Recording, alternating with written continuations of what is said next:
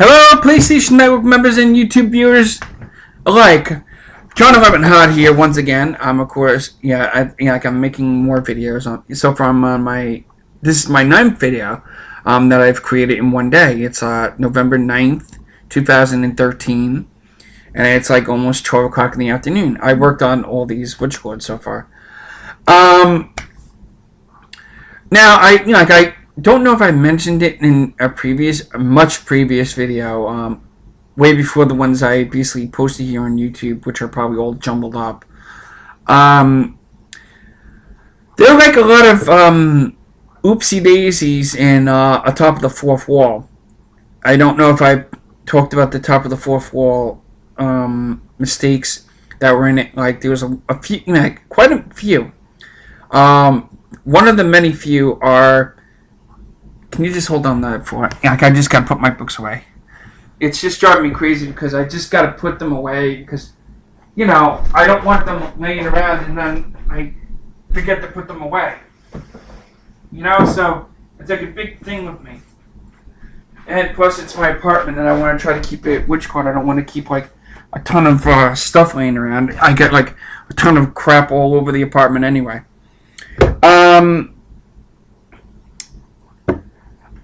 Like I was saying, on the top of the fourth wall series, if you basically watch it enough times to basically see the mistake, because this is what reviewers basically do. They watch something over and over. Sometimes they rewind it to see a little mistake, like certain stuff. That's what reviewers do. And I'm not like a 100% viewer.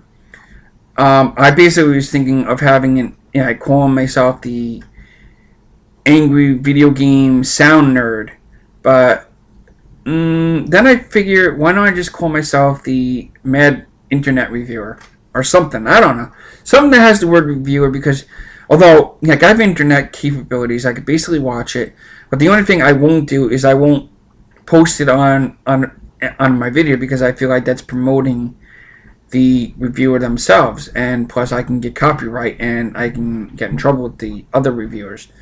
So I could just talk about them and say, okay, their biggest mistakes of reviewing this movie and that movie is, have they actually seen it enough times to basically kind of stop and think, should I basically be backtrashing or trash talking about this movie or this game? Now, like I said, the Angry Video Game Nerd is kind of correct that the Dr. Jekyll and Mr. Hyde game sucks, but saying that the music's bad, most of the music in the game is terrible.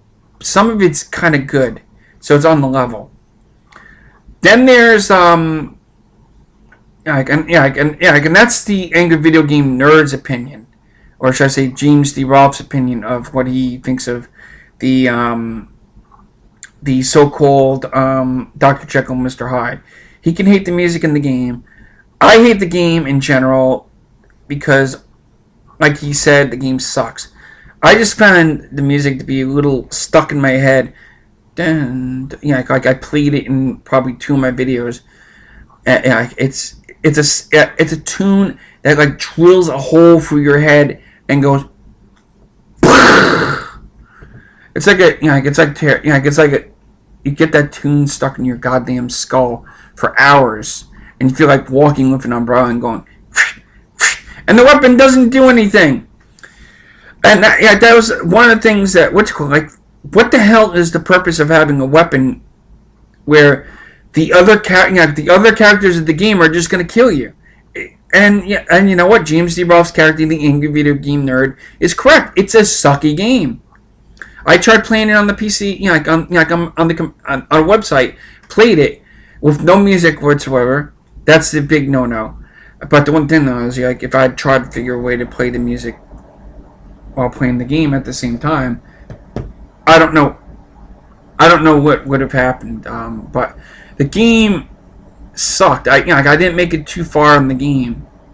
But the one thing though is, it doesn't make any sense to basically have a cane weapon where you're just like pulling it out. What are you supposed to do with it? Can you kill spiders with it? Can you jump and use it? No. I mean, I'd love to see more of a hater's review of Dr. Jekyll and Mr. Hyde from the AVG and a longer review. See him play it from beginning to end. Like, he could put it in 2 parts, 3 parts, 4 parts, depending on how long the goddamn game is. It's an awful abomination of a game, and it should never have been created. It's like taking someone's story. It'd be like, you know what it'd be like? It'd be like taking H.G. Wells' The Time Machine. Oh wow, H.G. Wells' The Time Machine. You build a time machine, you go into the future. Oh, and you're fighting Morlocks. Or H.G. Wells' War of the Worlds. You're fighting aliens. But unfortunately, the aliens basically died not of anything but germs, which was a sucky end to a movie. The aliens in the H.G. Wells version of War of the Worlds died of germs. Same thing with the Steven Spielberg's version of War of the Worlds. They died of germs. So that would be like a quick game. Like your game could, your character can basically go, and then all the aliens die in an instant. And then in the H.G. Wells version of the Time Machine game. Now this is just in retrospect of what I think the game would have turned out if they had taken a book and put it into a game. They already did that with Frankenstein, Mary Shelley's Frankenstein, and they also did it with Bram Stoker's Dracula, which, by the way, they made Bram Stoker's Dracula for the Super Nintendo. Game sucked terribly. That's a game that the Angry Video Game Nerd should basically review for next year's Halloween thing. I got next October. Bram Stoker's Dracula for the Super Nintendo. That game sucked. That game actually makes Castlevania look so terrible that it's not even funny. I mean, the Super Nintendo version of Castlevania was like really friggin' awesome. Did I have any problems with it except a couple of stages, which were like superly hard? Like there's this one stage where you gotta try to keep going up the steps, and below there's like this buzzsaw thing going back and forth as you're climbing all the way to the top. And if you don't make it, or if you make one slightest little mistake, you die. But it's a good game nonetheless. I had that game and it was like awesome. And I tried doing it without but the ending was like really awesome. I actually, speaking of Castlevania, Super Castlevania 4, I should say. Let's see. I should have it on my. Oh. This is what I want to play in one of my videos before. Let me see. Intro first. You'll recognize this one. I mentioned it before.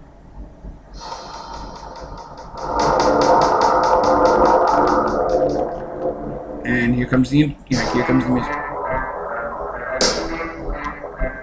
But I'm not talking about that one. Doom had excellent music in the Super Nintendo version. And of course, they had it for other versions of it, which was like pretty cool. Crap. Oh, I was looking up Super Castlevania shit. I was like falling off track. Oh, there's another track that's like really good for the Super Nintendo. This one. I just had these three particular songs. I have it again on another too. Like this one.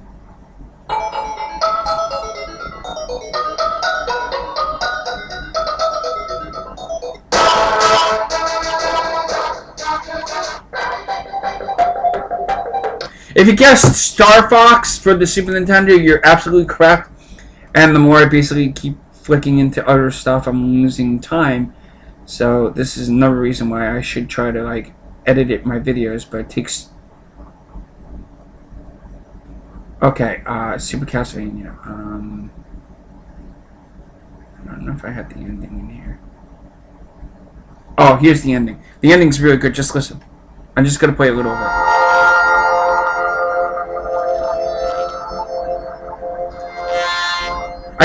This is the ending to Super Castlevania, the music. It's really awesome. Now, other Castlevania games basically had really good tunes also, like Castlevania Symphony of the Night basically had lyrics at the ending credits. And the name of the song that they played was I Am the Wind, which was like a really good song. And when I heard the clarinet being played, I thought that was like played by Kenny G. But like Super Castlevania 4 basically was awesome. Castlevania Dracula X was really good too. You would have to play those games to basically understand where I'm coming from with those with those games. Because I grew up in the 80s, I basically I played I seen Castlevania, the first one. I was I was at a friend's house years ago, and he had Castlevania 1. I wanted to try it out so badly, so I'm like sitting there, I'm like playing it, and I'm like, oh shit. And then of course I got the chance to play Castlevania 2, Simon's Quest. I didn't do so good. I couldn't beat that game, so I basically had to. Later on, when I ended up buying that game from somewhere, I beat it by entering this password to do the whatchamacallit, and there's like a lot of it goes like whatchamacallit, but the how the Angry Video Game Nerd said the getting the Dracula where if no enemies around to fight before you get up to him, but in Castlevania 3, Dracula's Curse or something, terrible game, really terrible. I'm gonna end this video, and until next time, YouTube viewers and PlayStation Network members, peace out.